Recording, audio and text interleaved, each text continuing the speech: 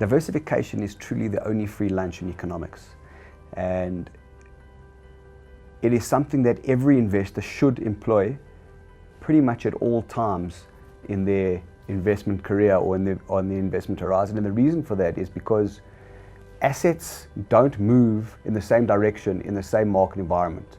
And in order to bring down volatility or the movement around a benchmark, the risk of a particular investment, one needs to employ diversification. So diversification is a paramount tool in managing money, but one needs to also understand not to diversify things. In other words, a certain amount of diversification is appropriate. Too much diversification and you get the index at high cost.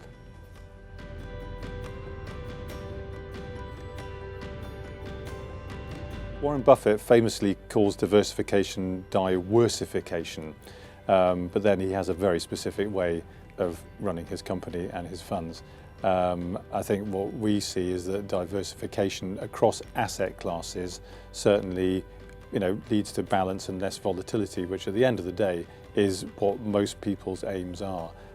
We can always crank up the risk and the volatility in anyone's portfolio by becoming less diversified, either into a single asset class or within the asset class into fewer shares. And as long as people understand the trade-off between the risk and the potential return, that's fine. But the truth is most people don't understand the difference between those two particular concepts. So I think certainly from our perspective, it's not an inability to find the sweet spot, it's providing a product which is right for most clients.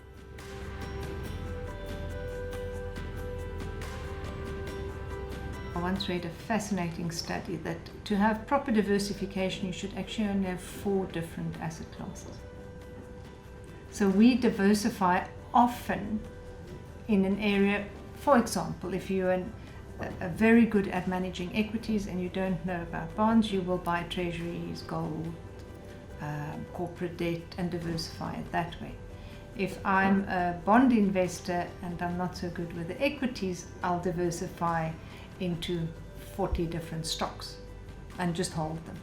However, I think you have to have clear conviction, and you don't need to diversify against over 80 stocks.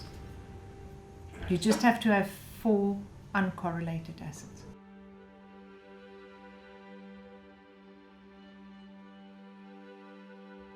Diversification avoids bad things happening, which do happen to individual firms. I mean, think of Steinhoff or BP.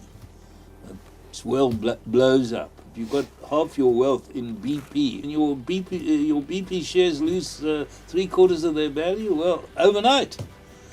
So those are not risks that are appropriate. Diversification not only offers the savers a better combination of risk and return, less risk, it's very helpful to the companies who are part of a diversified capital market. It means they can raise capital